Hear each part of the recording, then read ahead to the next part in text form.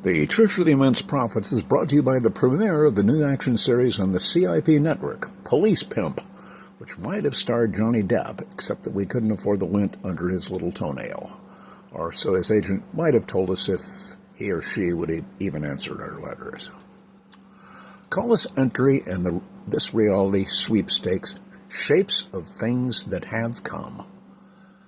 At the time of my birth, it cost 3 cents, methinks, or is at least pretty sure, to go to the post office and buy a postcard. Not a stamp, but a real plain postcard, which could be addressed on one side and a message to a friend, loved one, enemy, or a potential Cossack written on the blank side.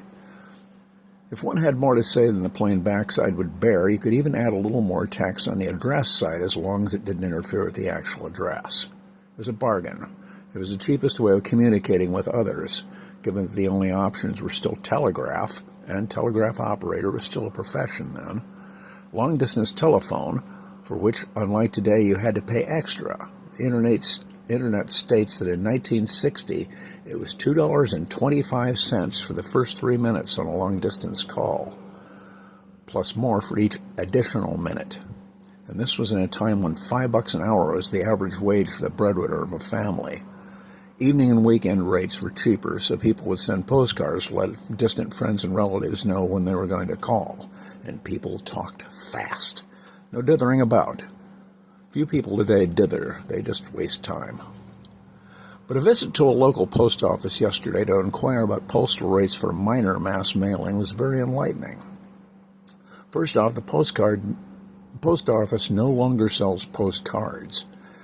And those had been a staple of communication in our country since the 1700s. You may have heard of penny postcards at some time. Well, they used to exist, Sugar Bear, before my time, but they were there. Second, they do sell postcard stamps. Third, they didn't have any in the post office at all. But they could order them and they'd be here Monday. And last, a postcard stamp now costs 61 cents. And it was a good idea to order them now because on Monday the postcard rate goes up to 65 cents. Nope, the country celebrated its 250th birthday last week, but nothing much has changed in the 75 years it has been in my life. The postcard rate has gone up 21 2/3 times.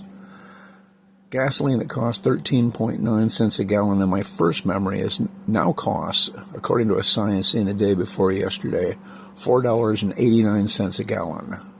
The Iran war has spiked that. In Crimea, the Ukrainian attacks on Russian oil facilities trying to drive back their invaders have given the Crimean people's cost up to over $15 a gallon. So we're not doing bad in comparison. Don't mind me, though.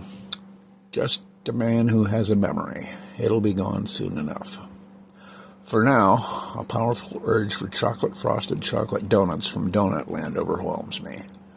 Hopefully there's enough gas in the car.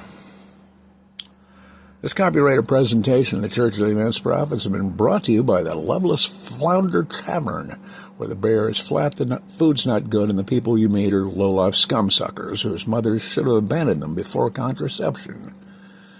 So give to a local food charity instead of going there, okay?